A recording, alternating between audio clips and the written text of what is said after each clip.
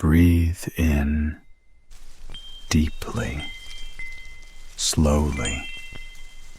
Let your mind drift back, way back, to palaces woven from air and memory.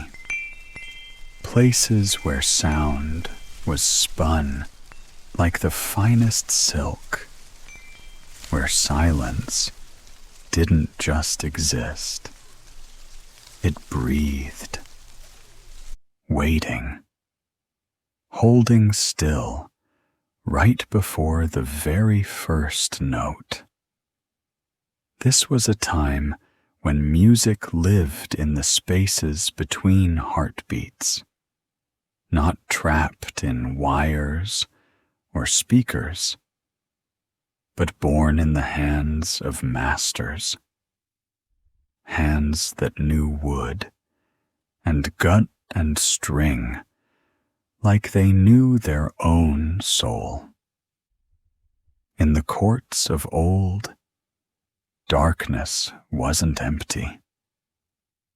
No, it was a vessel, a cup waiting to be filled with resonance.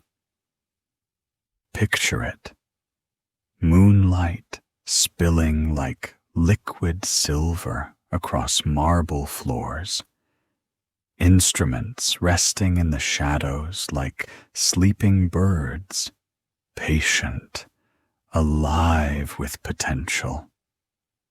A guqin of polished phoenix wood, its strings taut as whispers. A lyre strung with sheep gut, delicate as a spider's web. An oud curved like a crescent moon, its belly full of unborn songs. The air itself hummed, not with noise, but with anticipation. Not for some crashing fanfare, but for the tender softness about to unfold. One pluck of a string, a sigh from the soundboard, and suddenly the night bloomed. Imagine a scholar in a Tang Dynasty courtyard. His fingers hover over silk strings, barely touching, as if afraid to wake the dreams coiled inside the wood. There's no metronome here, no count, no rush, just the rhythm of his own breath syncing with the night's quiet pulse. When he finally plucks that first note, it doesn't just play, it reveals. It hangs in the air, clear as ice, warm as steam rising from tea. Around him, shadows deepen. Ink paintings on silk scrolls seem to sway. A servant pauses, her broom still, eyes closed, as the vibration travels up her spine. This isn't a performance. It's a shared meditation. One note, then another. The spaces between them wide enough to lose yourself in. Now, glide into a Heian-era chamber in Japan. Polished hinoki wood floors gleam under paper lanterns. Ladies sit frozen in 12-layered robes, kimono of indigo, saffron, crushed plum.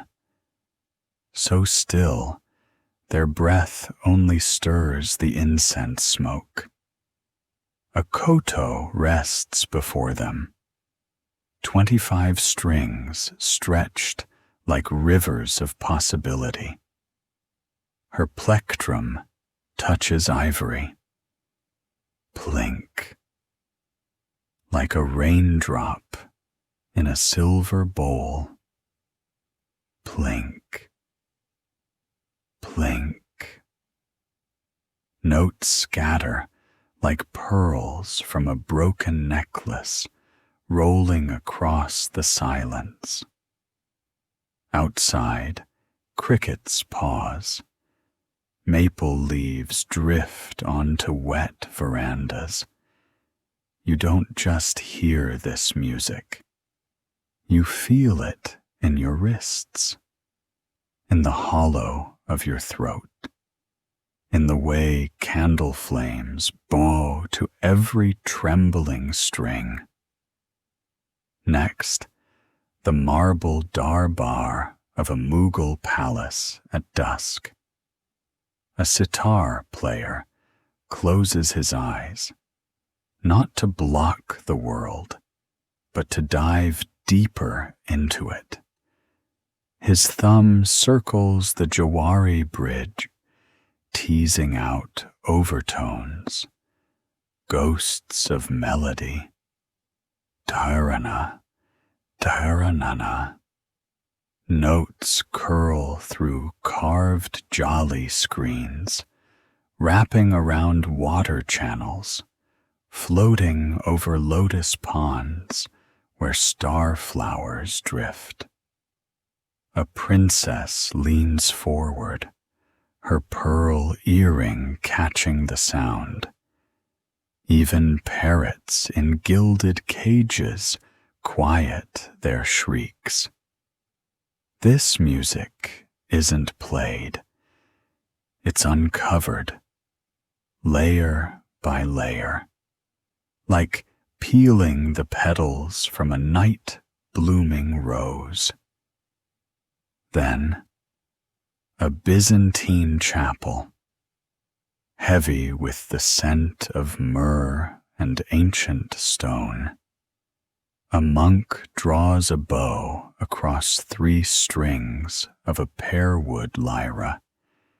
Its voice is raw honey, drizzled over rock, ancient, earthy, sacred.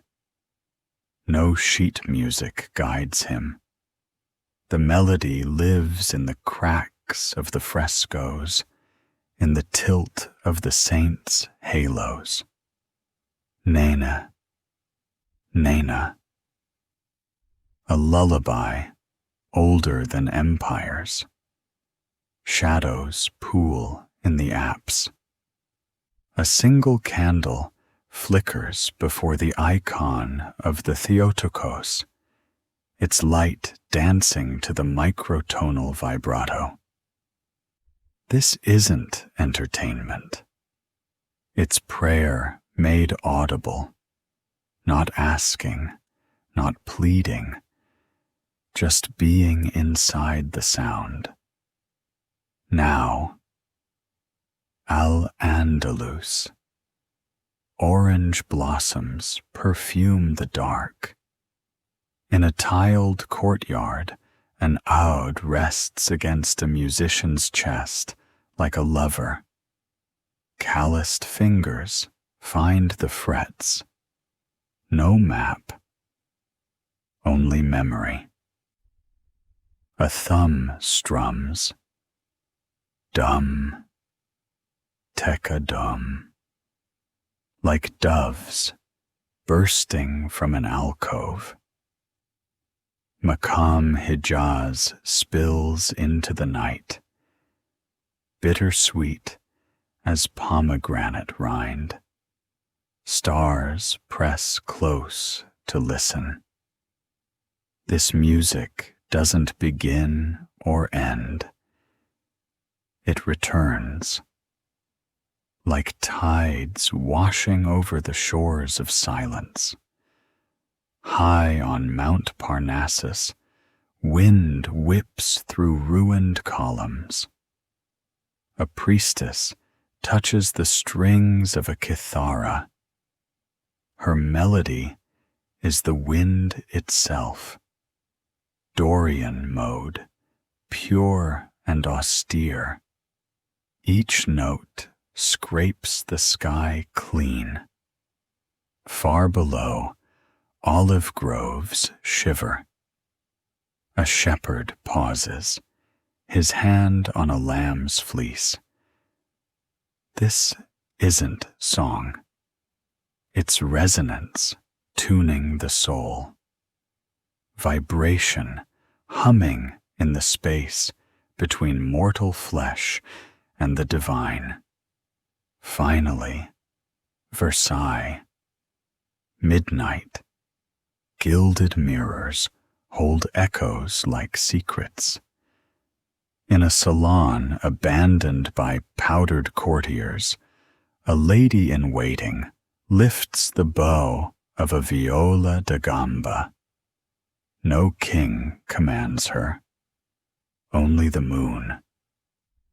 Gut strings sigh sotto voce, confessions of rustled silk, regrets in a quiet corner of the Appalachian foothills, tucked deep among dogwood trees and crumbling stone fences, stood a house that time had chosen to forget.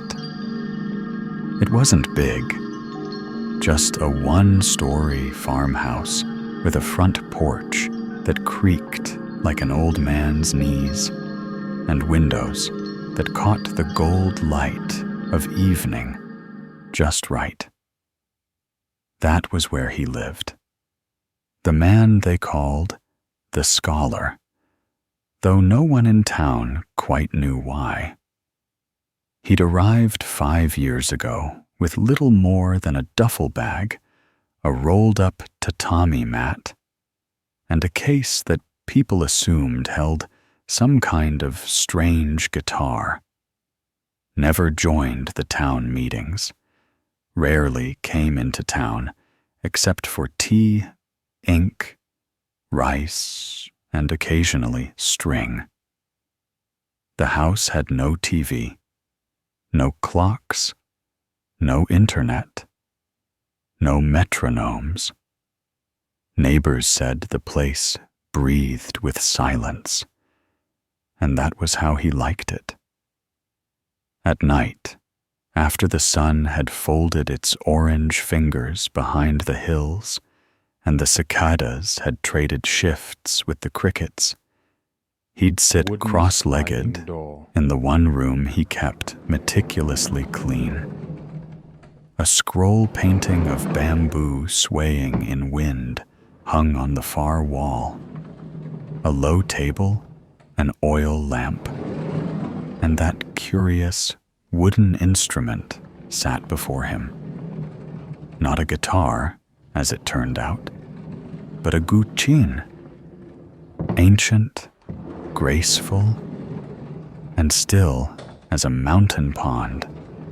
He would sit without moving, hands hovering above the silk strings, almost reverent, like he was waiting for something, not inspiration, not applause, just permission, the kind only silence could give. No rush, no routine, just his own pulse finding harmony with the crickets, the rustling leaves, and the creak of old wood adjusting itself for the night. Then, maybe minutes later, maybe longer, he would pluck a string. One note. It didn't ring so much as emerge, as though the room had always known it, and he had only uncovered it. It sounded clear, like the first breath after a snowfall, and warm, like the steam that curls off tea in a cold hand. He let it hang in the room, uninterrupted. It drifted toward the ceiling, settled in the corners, and vanished the way a dream does when you try too hard to remember it. He wasn't in a hurry to play another. In the gaps between sounds, there was just as much music. Down the hall, the woman who kept the house tidy, a quiet woman from town who came twice a week, would pause in her sweeping. Eyes closed. The note had found her, too. She never interrupted, never watched, but always listened. To call it performance would be wrong. It wasn't for anyone, but it wasn't for himself either. It was a conversation, maybe, between him and the night. The stories about him swirled, of course. Some said he'd been a professor, music theory, or literature, who burned out and walked away. Others whispered he was once a concert musician who had played Carnegie Hall and then gone silent after a personal tragedy. No one ever asked him directly, and he never volunteered a word. The town left him be. Something about the peace that radiated from that hill made people kinder. One autumn night, a boy from town, around 15, a bit of a loner, wandered up the trail to the scholar's place. He'd heard the sound before, faint like a memory, drifting down to where the maples turned red.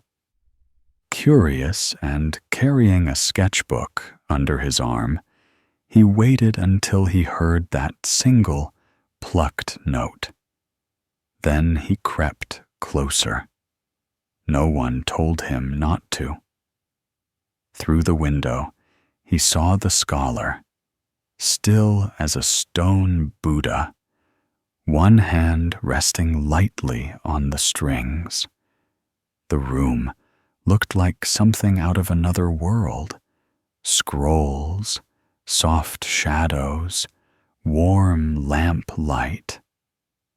He didn't go in, just sat on the porch steps, opened his sketchbook, and started to draw what he felt. The scholar played again. A second note. No flourish, just clarity. The sound made the boy's pencil slow. He started drawing less of the man and more of the silence around him. He drew the air between notes, the waiting, the hush. In that moment, the porch, the hills, the stars, all of it was part of the music. From then on, once a week or so, the boy would return. Never spoke, never knocked. The house still stood. The scrolls still swayed with the breeze that crept in through the gaps in the old windows. The guqin still sat atop the table, its strings worn but whole. The scholar had aged, his beard now entirely white, but his fingers remained steady. The notes he played hadn't changed much, still deliberate, still full of silence.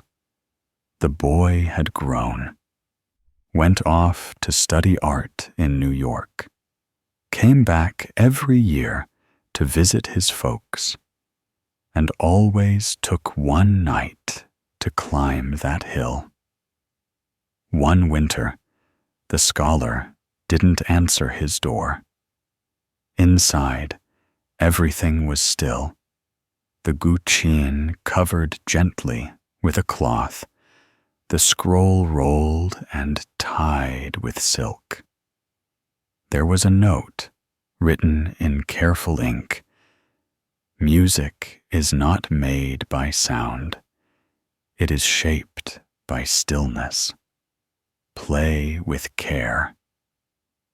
The boy, now a man, would return to that room many times in the years to come, sitting where the scholar once had. He never called himself a musician, but sometimes, when the world got too loud, he would place. There was a room at the back of the museum, the kind of place people walked past without noticing. No security ropes, no neon plaques, just a low wooden platform, polished until it glowed like a pool of amber. The floor, they said, was hinoki, Japanese cypress, soft underfoot and fragrant in the heat of summer. You had to take your shoes off before stepping inside. Most visitors didn't bother, but she did. Every Thursday afternoon, just after the museum's quietest hour, she came. A slender woman, mid-30s maybe, wearing simple flats and a cardigan the color of chamomile tea. She never took photos, never brought friends, just walked softly into the room, bowed ever so slightly, and sat. The room was designed to evoke Heian, Japan, muted golden light, tatami at the edges, and in the center, elevated on lacquered stands, was a koto. 25 strings. Pale wood body that looked as though it had grown straight out of a dream. There were no ropes around it, no sign that said, "Do not touch." But people never did. Except her. She'd been granted permission by the curator, who only told the staff that she was a preservationist, a vague but official-sounding term. In truth, she was a musician, not famous, not recording, just quiet. She played old instruments the way some people recite prayers, not for show, but for memory. Every time she sat before the koto, she treated it like a ceremony. Her fingers brushed the strings in silence first, not to tune, but to remember. She wore silk plectrums, bound to her fingers with crimson thread. The music didn't start. It emerged. Plink. One note, light as a breath held too long. It echoed softly in the wooden room, like a raindrop landing in a silver bowl. Plink, plink. The sound scattered, not in a rush, like beads falling from a broken necklace, each one bouncing, rolling, pausing before coming to rest. She let the silence swell between notes. That was the music, too. Outside the tall windows, dusk began its slow descent. Maple leaves tumbled like forgotten letters onto the museum's veranda. Crickets, audible through a cracked window, seemed to fall into sync with her rhythm, or stop altogether to listen. Visitors who wandered in sometimes froze mid-step. Not because she demanded attention, she barely noticed them, but because something in the air felt holy. It wasn't performance. It wasn't entertainment. It was presence. The kind of music you didn't just hear, you felt it. In your wrists, in the hollow where your throat tightens when you're about to cry, in the way your shoulders drop after holding tension too long. The candle, set at the corner of the room, for scent, not light, flickered with each note, flames bowing subtly to the air that changed with each vibration. Children usually fidgeted, but here they stopped. One little girl once whispered to her mother, "She's making the air sing." The mother nodded, wide-eyed. They stayed for 10 minutes, breath held the entire time. For her part, the woman playing the koto never spoke, never acknowledged her audience.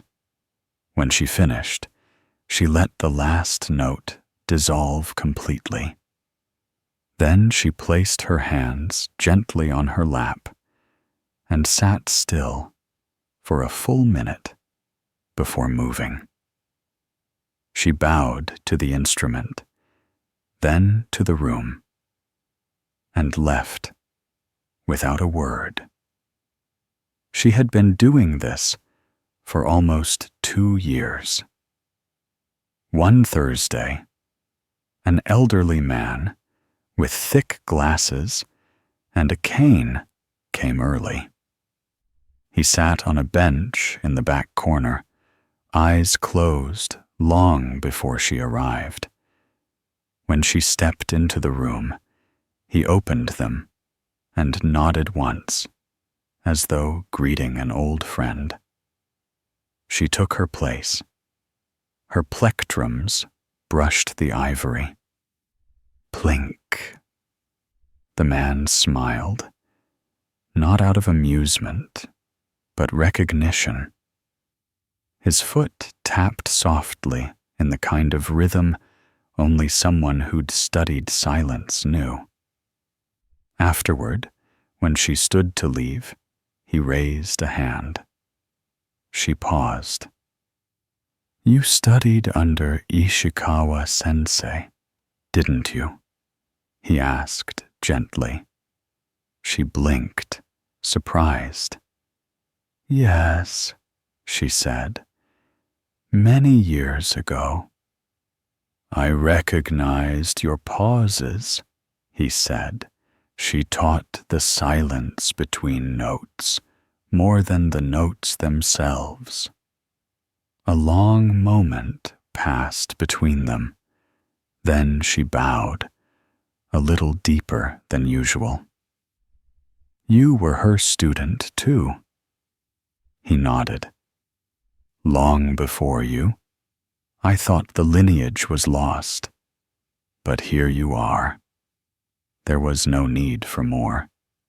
They sat together for a while, just watching the light shift across the floor. Later, they took tea in the museum's courtyard, said little, listened to the wind. The next week, she returned as usual. But something had shifted. People began to come specifically for her playing. Quietly, respectfully. Some came weekly, some just once, carrying something they couldn't name but hoped to hear answered in the space between notes. The museum never advertised her, didn't need to. Word of mouth in a city of constant noise can carry like a sacred ripple. One evening, as she packed her things, the curator approached her. "You've given this place more than sound," he said. You've reminded us how to listen." She looked down at the koto, fingers brushing its smooth wood one last time that evening. "It's not mine," she said softly. "I just borrow its voice." And as she walked into the quiet night, the candle still flickering inside the room, a leaf landed on the veranda, and somewhere nearby, a cricket paused, listening. The palace had long been converted into a museum, its domes and arches sand-blasted back to a soft gleam, its marble floors echoing the footsteps of tourists instead of courtiers. But once a month, after closing hours, something rare stirred in the Darbar Hall. A sound so old, it felt like the building itself remembered it. The sitar player arrived just before twilight. He wasn't famous, not in the way the world measures it. But among those who knew, those who listened with more than their ears, he was a keeper of something sacred, a man who didn't perform so much as unearth. The hall, vast and cool, was lit by lanterns suspended from scalloped arches. The jolly screens, intricate as lacework, threw patterns across the floor like shadows from another world. Outside, lotus ponds mirrored the deepening sky. Water channels still murmured through the gardens, soft and steady, like breath in meditation. He took his place on a low cushion at the far end of the marble platform. The sitar, carved and worn from decades of devotion, rested in his lap. He bowed to it, not as ritual, but as thanks. His fingers moved over the tuning pegs, gently, almost absent-mindedly. He paused. Then, a whisper. Before he played a single note, the sympathetic strings began to hum, catching vibrations that hadn't yet been born. It was like the air remembered what was coming. A soft overtone shimmered, barely there, but unmistakable if you were still enough to hear it. He closed his eyes, not to escape, but to descend. His thumb circled the Jawari Bridge with slow reverence, teasing out a soft vibration. Dheerana, Dheeranana. A melodic phrase drifted up like incense, not loud, not forceful. It curled upward, bending around columns, slipping through jolly carvings, trailing over cool marble and out into the night air. In the balcony above, a girl sat with her grandmother. The old woman had once been a classical vocalist, long retired, her voice now a memory. She didn't speak, just listened. Her granddaughter watched her, puzzled at first, until the music made her still too. Her pearl earring caught the warm lantern light, twinkling in rhythm with the sitar's breath. Down below, one of the caretakers stood frozen mid-step.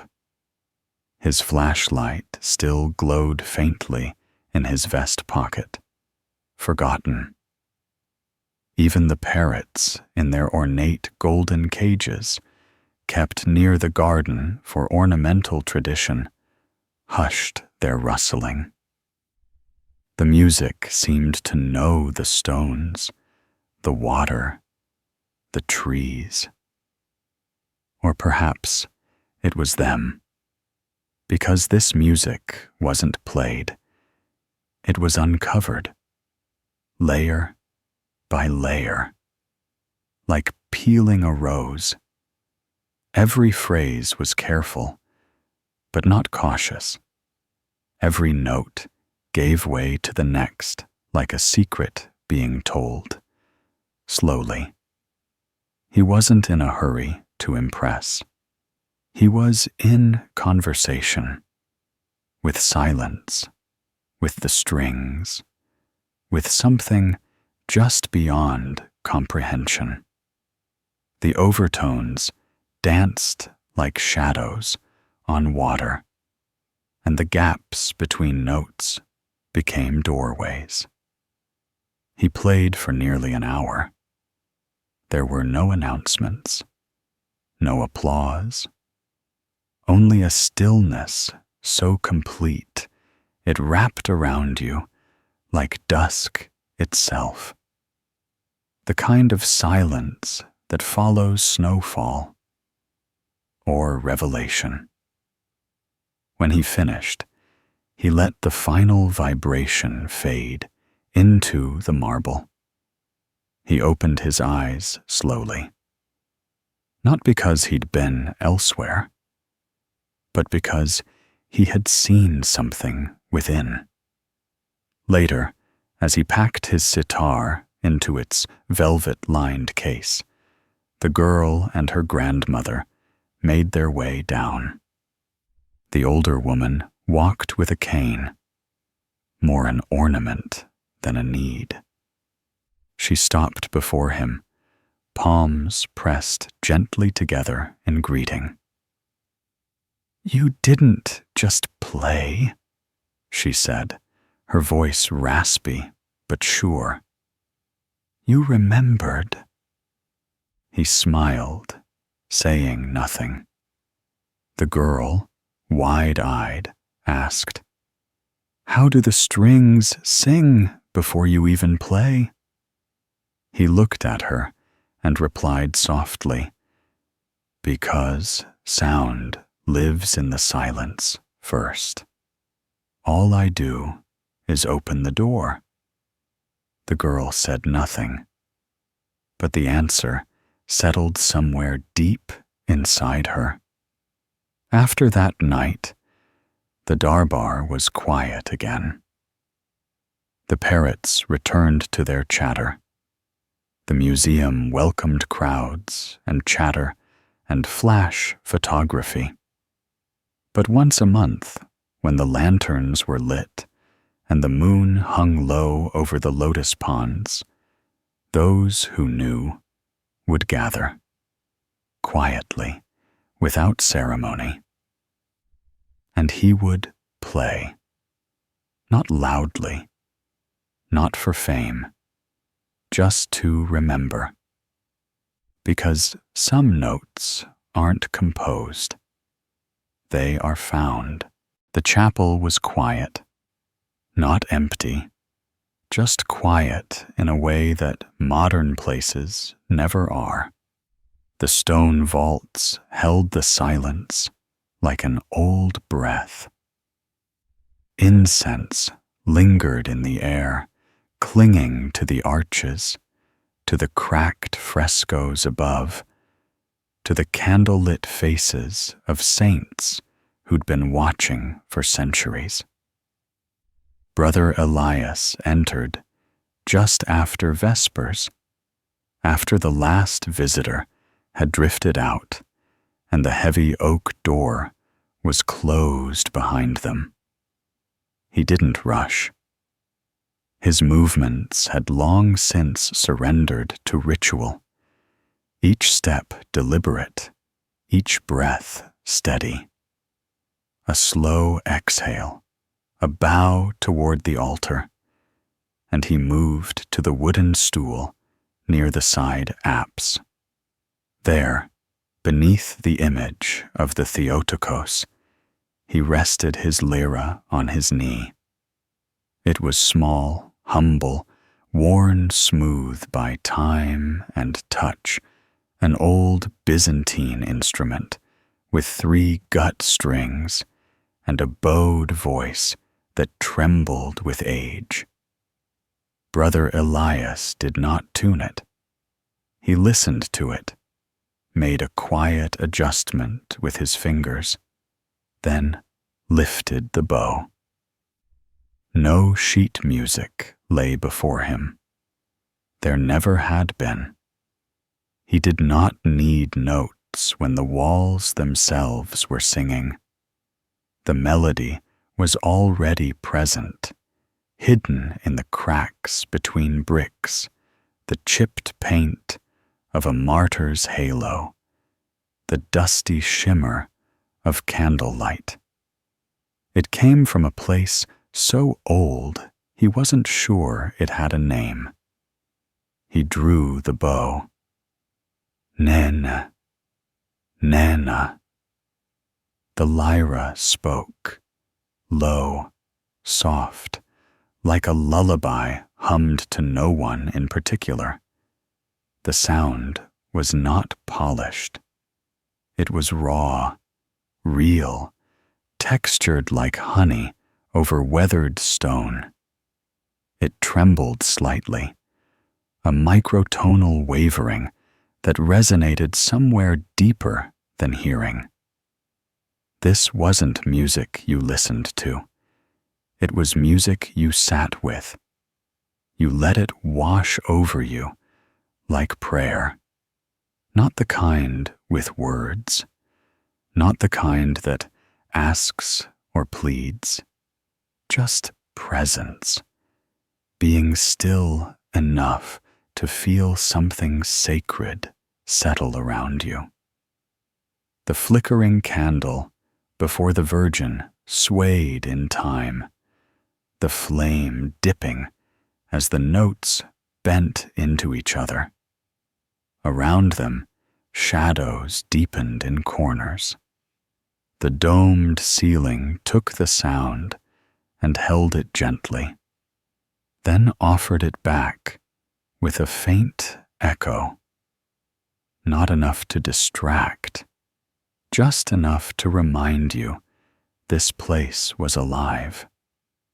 Brother Elias didn't think as he played. He had long since stopped trying to shape the music. Instead, he let it rise and fall like breath. Some phrases were short, almost whispers. Others opened wide, like the sea. He wasn't performing. He wasn't even trying. He was simply part of it. Sometimes the other brothers passed by the chapel, lingering briefly at the door. One of them, Brother Thomas, a former cellist from Vienna, once said, "Your lyra doesn't sound beautiful. It sounds true." Brother Elias had only smiled. Tonight, though, he was alone. Just him, the saints, the stones, and the echo of 1,000 forgotten prayers. He shifted slightly, fingers pressing into the string in a slow vibrato. The note wavered like a flame near wind. His bow arm followed instinct more than memory. The melody that came was older than empires. He didn't know where it came from, but he recognized it the way you recognize a voice calling you home in the dark. Sometimes he imagined the saints above him, leaning forward, curious. The one with the broken face, the one with a missing hand, the angels whose eyes had faded, but whose wings still curled at the edges of the apse. He played for them. He played for the dust in the corners, for the spider that had strung a web between two candle stands. He played until the incense thinned and the last of the wax burned low. Then he stopped. Not suddenly, just gradually. The bow slowed. The last note faded like breath on glass. He rested the lyra in his lap and sat still, eyes closed. He said no amen. He did not need to. He had not spoken. This was not a prayer with words. It was a prayer made of tone, of timbre, of time stretched thin and quiet enough to feel holy. When he opened his eyes again, the chapel looked the same and completely changed. It always did after he played. He rose slowly, bowing again toward the altar. Then he tucked the lyra under his arm and walked out into the cool cloister night. Outside, a few stars had begun to show. He stood beneath them for a while, listening, not to the world, but to the silence behind it. The night air in the courtyard was thick with the scent of orange blossoms, warm and sharp. It lingered on the edges of breath like a memory you couldn't place. Somewhere in the shadows, a cat shifted. Water gurgled in a corner fountain, but mostly it was quiet. Then the oud spoke. It didn't call attention to itself. It simply appeared, its first thumb-struck phrase like a stone dropped into still water. Dum, teka-dum. The sound rippled outward, barely louder than the rustling of leaves. But somehow, it made the stars seem to lean in closer. The man playing it sat cross-legged on a woven rug, framed by mosaic-tiled walls, glowing glue and gold in the moonlight. He wasn't young. His hair had silver in it now, and the lines around his eyes had deepened with years of salt and sun. His fingers, though, they were precise, calloused, steady. They moved with the kind of memory that lived in the bones. He didn't look at his oud. He didn't need to. There was no sheet music, no stand, no script, just memory, and something older than memory. The rounded back of the oud pressed against his chest like an old companion. His thumb strummed again, slower this time. The strings answered, warm, woody, just slightly mournful. A maqam hijaz drifted into the courtyard, winding through arches and up into the open sky. It was a melody rich with longing, full of little turns and quarter tones that sounded like the voice of an ancestor.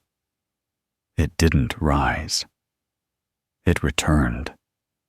Every note felt like it had always been there, just waiting for someone to hear it again. The kind of music that circled back on itself, like a tide washing over stones it had already smoothed. He played for no one, and somehow for everyone. In one of the upper rooms, a girl stirred from sleep. She stepped quietly onto the small balcony, barefoot, her shawl drawn tight against the breeze. She didn't speak. She didn't call down. She just leaned into the stone railing, eyes half closed, and listened. The man below didn't look up, but he knew she was there. She had been there before. So had the wind. So had the stars. He kept playing. The macam slid into a minor phrase, bittersweet, like pomegranate rind between your teeth. Sharp, but sweet, too. He let the mood sit for a while. Not too long, just enough to make the return feel inevitable. The melody curled, dropped, rose again. His fingers never hesitated.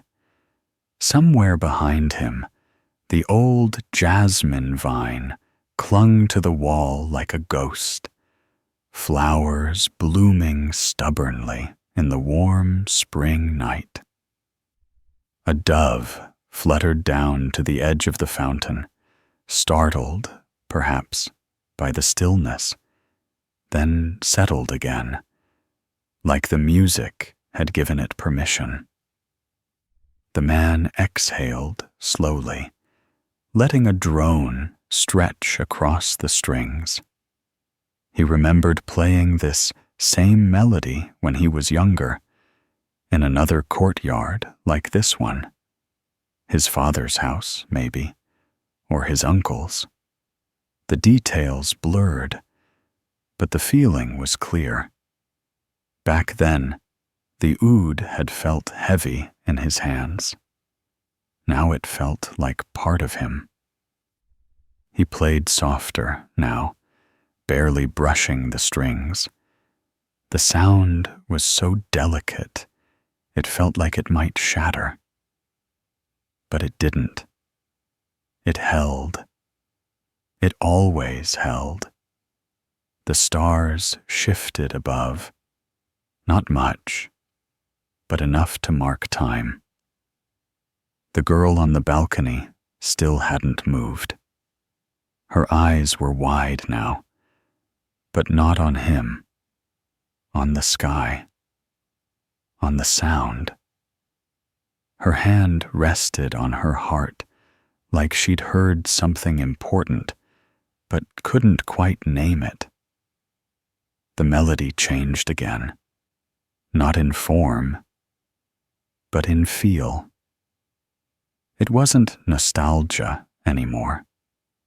It was presence, a knowing, a return to something he'd never really left. He let the final chord ring long and low, a sound full of earth and night and everything unspoken. Then silence. Not the kind that comes when something ends. The kind that comes when something is whole. He didn't bow. He didn't nod. He simply sat, his fingers resting lightly on the oud's body, breathing, waiting. Eventually, the dove flew off. The girl slipped back inside, and he stood, slow and deliberate, cradling the oud in the crook of his arm. He didn't have to play again tonight. Maybe not tomorrow either.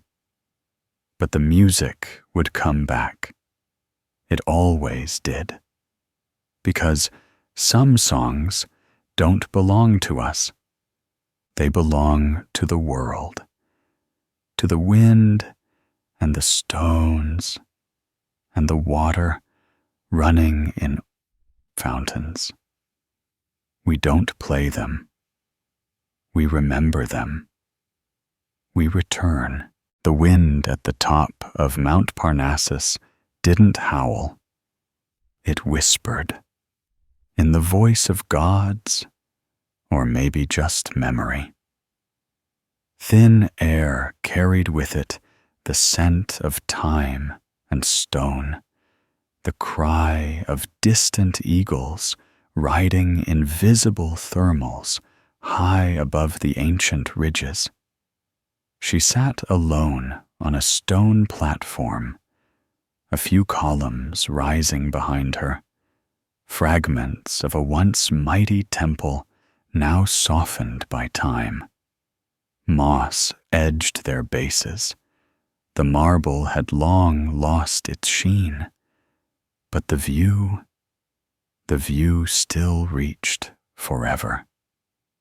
In her lap rested the kithara, not ornamental, not museum clean, but worn and weathered, shaped by hands and history.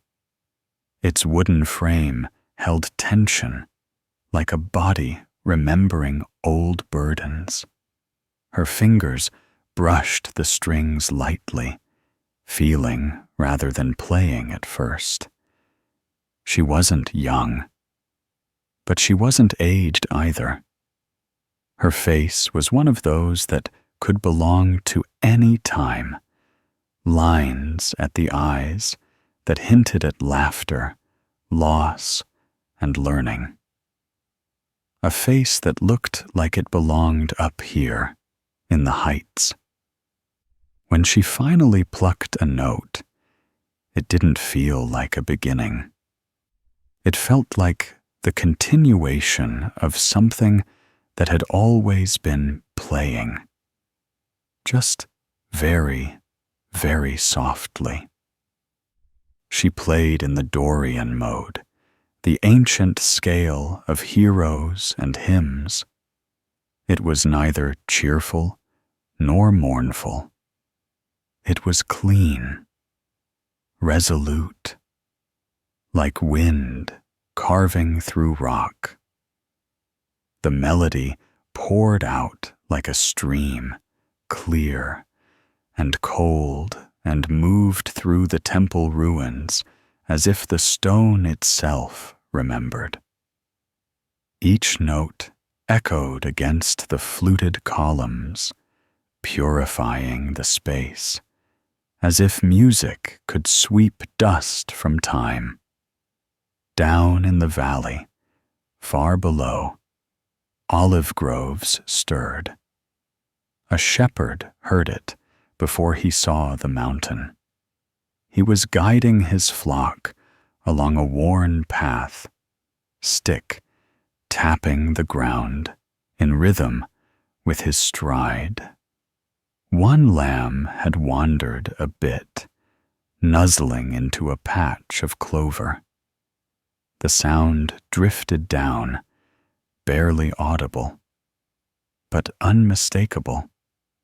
He froze, his hand resting on the lamb's fleece, his head tilted slightly, not in confusion, but reverence, the way you'd tilt it if someone said your name in a crowd without raising their voice. The melody didn't demand attention.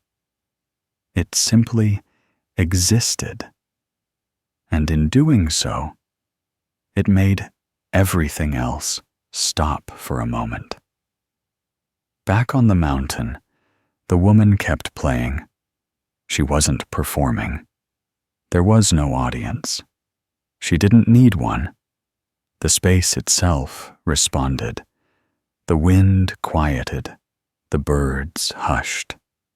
Even the sun seemed to settle into a soft glow behind a veil of drifting clouds. Each note resonated with something deeper than hearing. It wasn't about the melody. It was about the space between the notes, the silence shaped by sound, the breath between thoughts. It was the kind of music that didn't entertain. It tuned. It was a sounding board for the soul, coaxing it back into harmony after being pulled in too many directions. She paused briefly, letting a longer tone drift outward, her fingers holding tension against the string like a question that didn't need answering. Her body barely moved, just the twitch of fingers, the occasional shift of her shoulders as the kithara responded to her touch. In that moment, she was both completely alone and completely connected. There was nothing performative in her posture, just presence, attention, stillness tuned to vibration. High above, an eagle wheeled in a widening circle, silent but sharp-eyed. Its shadow flickered across the temple stones and over her lap. She didn't look up. She didn't need to. The kithara continued, pure, austere, unwavering. This wasn't improvisation. It wasn't composition. It was invocation. Far below, the shepherd let the lamb wander again. He leaned against an old olive tree and looked toward the peak. The sound didn't reach him in full. Just a fragment, a suggestion. But it was enough. It settled something in him, a restlessness, a knot he hadn't known was there, now slowly coming undone. Back atop the mountain, the woman played her final phrase. It wasn't final in the usual sense, no crescendo, no resolve. It simply faded, like breath evaporating in cool air. She didn't strum the last string. She released it. Let it go. Let it ring. Then silence. A true silence. The kind you feel more than hear. She placed the kithara beside her on the stone, her fingers lingering just a moment on the strings. She didn't bow. She didn't smile. She didn't even move. Not at first. She simply closed her eyes and let the stillness complete the music. Because that was the point. Not to entertain, not to impress, but to remind, to recalibrate, to vibrate the space between mortal and divine, however thin or thick that space might be. Eventually, the wind returned, moving gently through the columns, as if to say thank you. The woman stood, not stiffly, not slowly, just with ease. She looked out across the valley at the endless green of olive trees at the tiny figures of sheep like seeds scattered across a canvas, and at the shepherd still resting beneath his tree. She didn't wave. She didn't need to. The music had already done the work. And far above them both, the grand salon had long since emptied. Candle wax curled in pale pools on silver sconces. The scent of rosewater lingered in the brocade drapes. But the courtiers were gone. Their whispers and wine-sweet laughter left only in the memory of the walls. Moonlight pooled across the parquet floor in long, slanted stripes, and somewhere a clock ticked with slow inevitability. Near the window, the viola da gamba leaned against a crushed velvet chaise, not staged, simply resting. Its wooden body, dark as tea-soaked mahogany, caught the moonlight in soft curves. The bow, resting on a silk cushion, waited. She crossed the room alone, the lady in waiting, still dressed in the remnants of her formal attire, a loose ribbon at her wrist, a brooch half unpinned, her hair no longer stiff with powder, just softly uncoiled at the nape of her neck. She looked not like royalty, but like someone returned to her own skin. No one had asked her to play. No one even knew she was still here. She lifted the viola da gamba gently, with the kind of reverence reserved for sacred things. It was heavier than she remembered, but familiar. Her fingers found the bow, still slightly warm from the fire that had died an hour ago. Then she sat, adjusted the end pin, and began to draw sound from silence. It was not loud. It wasn't meant to be. The first notes slipped out sotto voce, soft, secretive, a whisper in the language of ghosts. The strings murmured of things that had been left unsaid for years, courtly betrayals, glances exchanged behind fans, moments of kindness no one dared name. Her music was not for performance. There was no king, no audience, only the moon outside, watching from its cold perch. She played for the empty room, and the room responded. Notes crept across the marble, up the columns, into the velvet shadows where mirrors forgot to reflect. They passed through narrow doorways, down half-lit corridors. Portraits watched from their gilded frames, eyes following not her, but the sound. She played like she was speaking to them, to all the painted ghosts.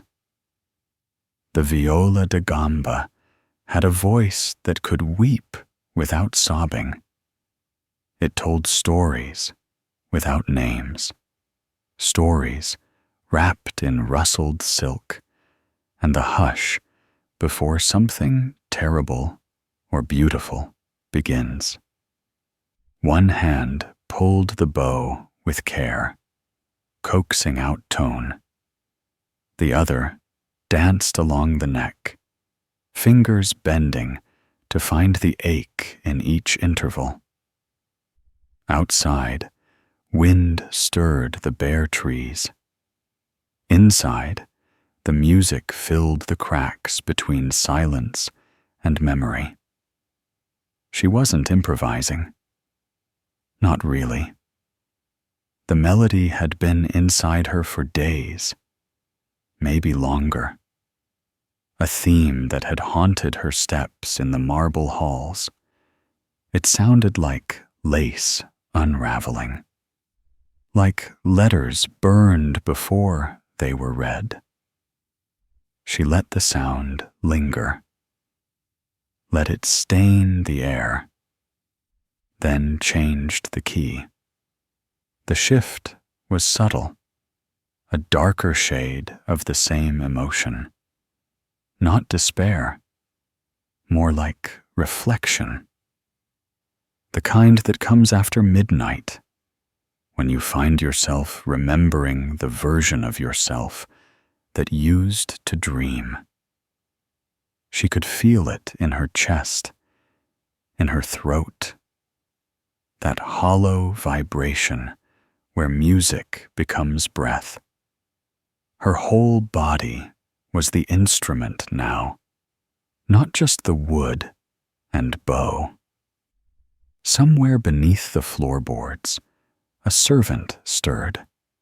Somewhere beyond the window, the moon drifted between clouds. But up here, in this quiet, abandoned room, her melody opened doors no key could touch. It slipped under tapestries, past sleeping guards, into drawing rooms long locked. The palace, ancient and aching, seemed to breathe in rhythm with her. This was its voice, not the voice of proclamations, or court fanfare, or gold-threaded etiquette. This was the voice buried beneath, the one that hummed through walls when no one was listening. She played slower now, not because she was tired, but because the music asked her to, because some truths can't be rushed. The final passage came not as a conclusion, but a kind of fading. Her fingers eased into silence.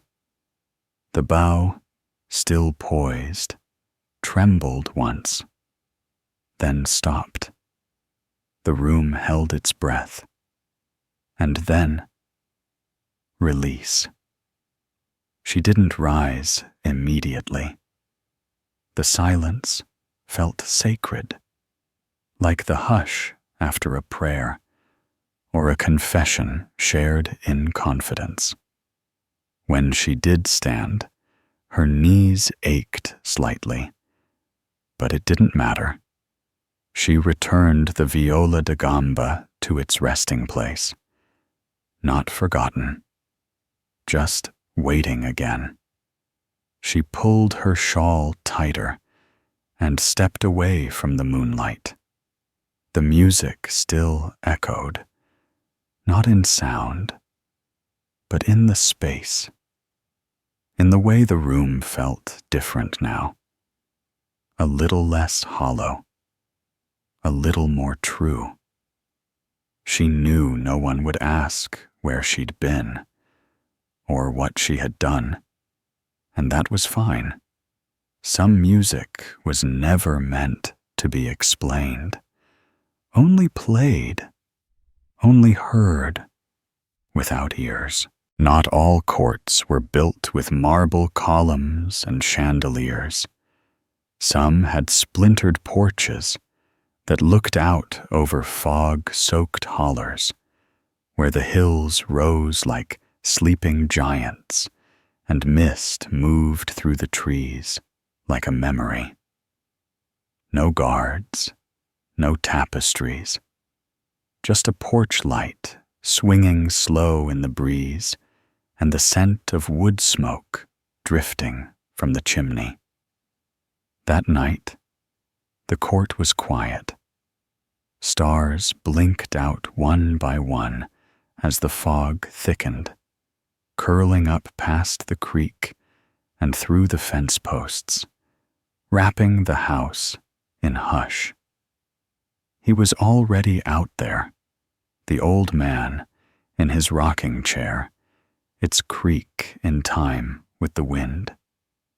He didn't say a word, just cradled the banjo in his lap like it was something sacred.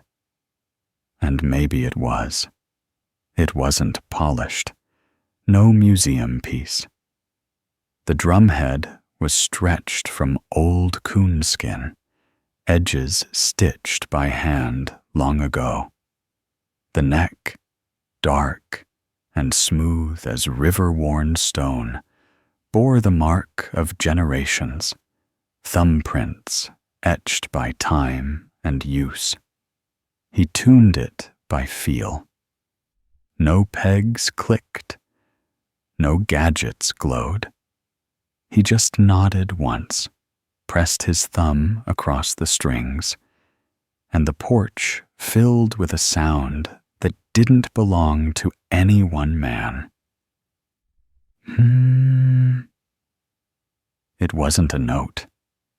It was a foundation, a drone that seemed to rise from the ground itself, from the coal seams under the hills, from the bones buried in family plots back in the woods. Then his fingers moved. They didn't strum, didn't pluck pretty melodies for show. They searched, slow, sure, through the fretless neck, like a man feeling his way through a dark room by memory.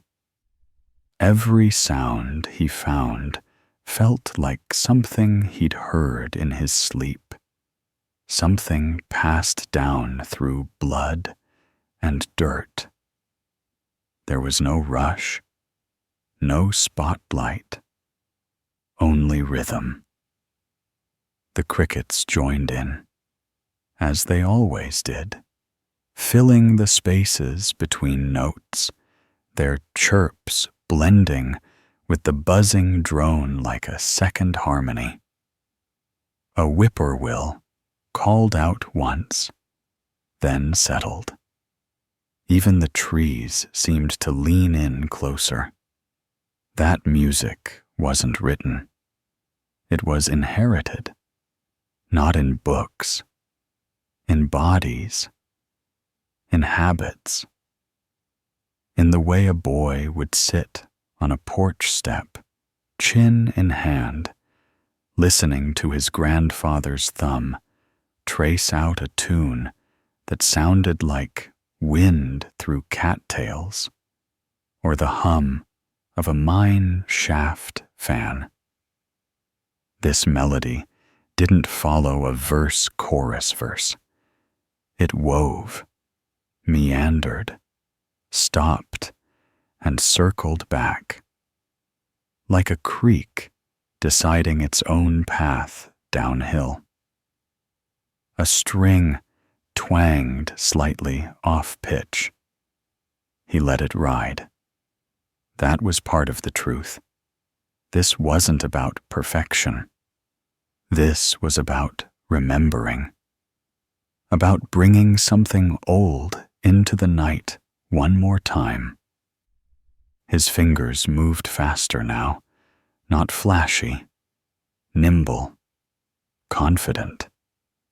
They danced like fireflies over the skinhead, tracing out stories without words.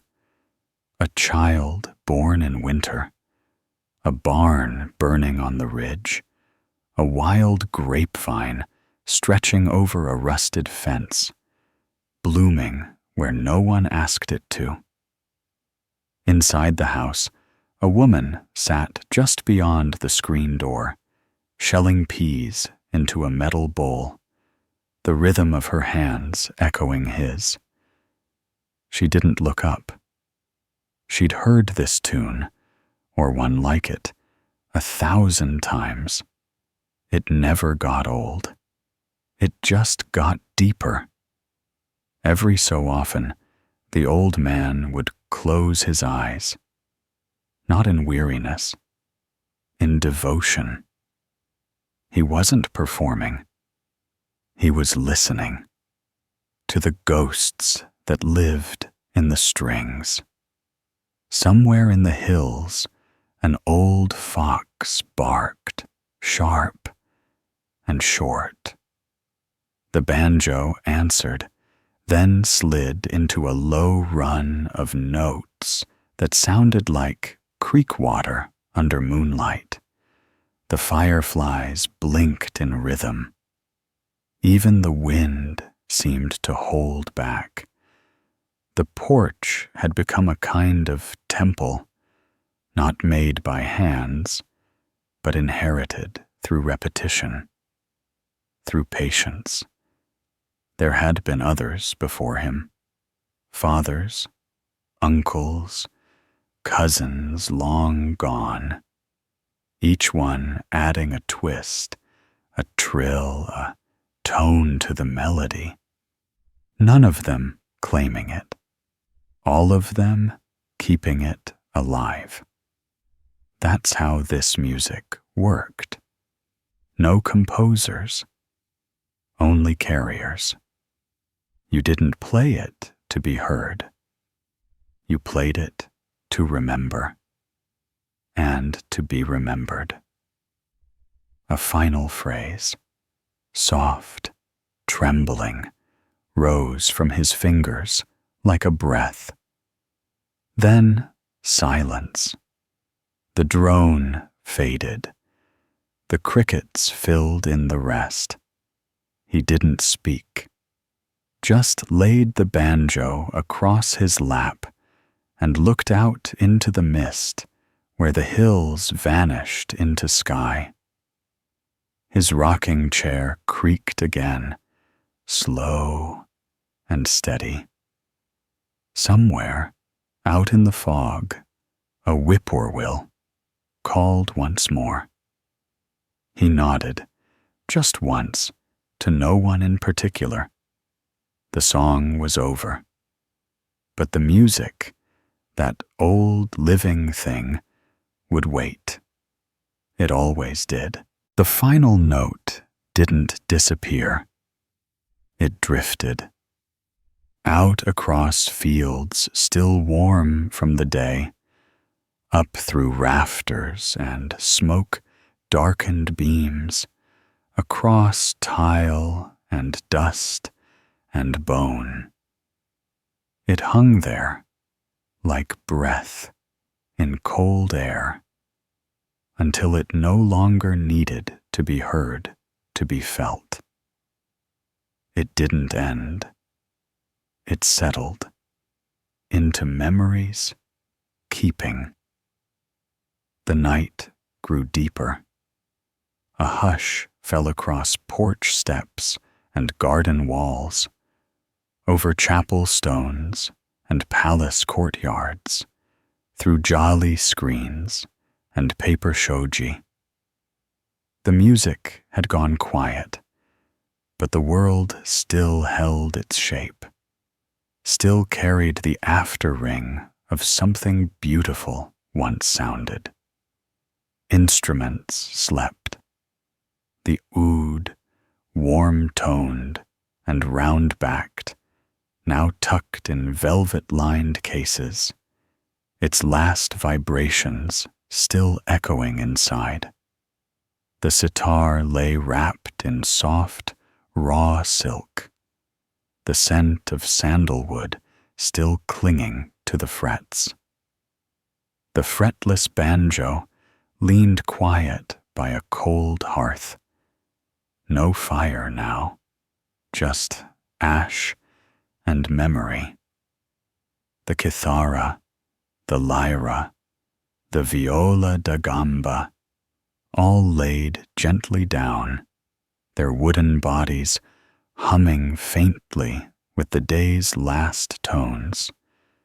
No fingers moved, no bows glided, no plucking or pulsing or drawing breath through reed or string.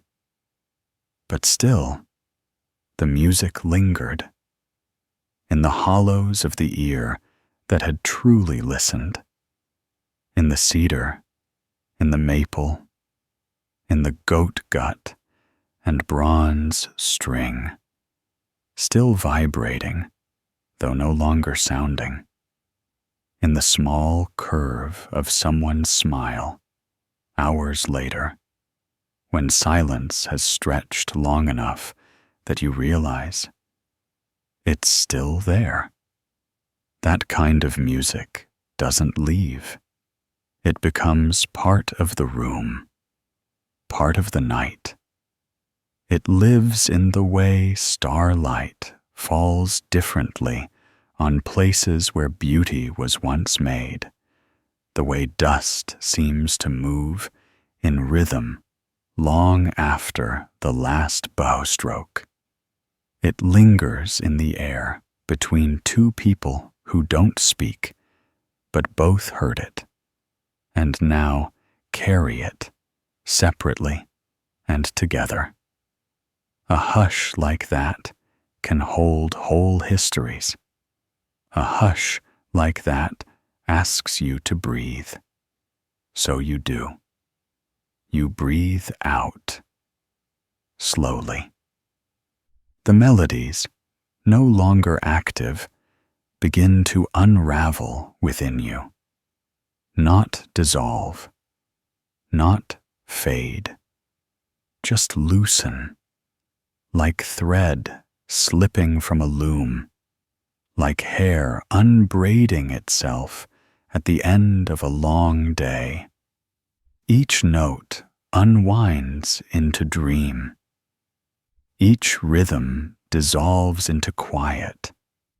Each phrase folds into stillness, not silence, but a new kind of presence, the kind that becomes part of your own quiet pulse. In that stillness, you realize the music has gone nowhere. It has changed shape. Now it lives in your breath, in the way you walk through doorways, in the way you set your hands down gently, in the way you will someday hold your child, or write a letter, or offer someone tea without words.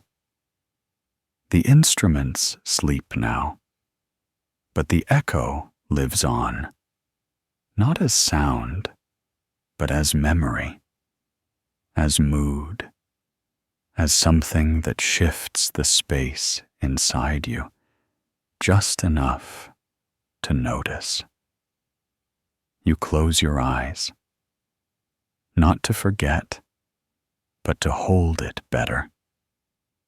The banjos drone, the ouds hush, the sitar's winding ornament, the koto's plucked stillness, the bowed hum of strings that sounded like prayer. They live in you now, all of them. A slow breath in, a slower breath out, and sleep comes, not as an escape, not as an end, but as a resting place.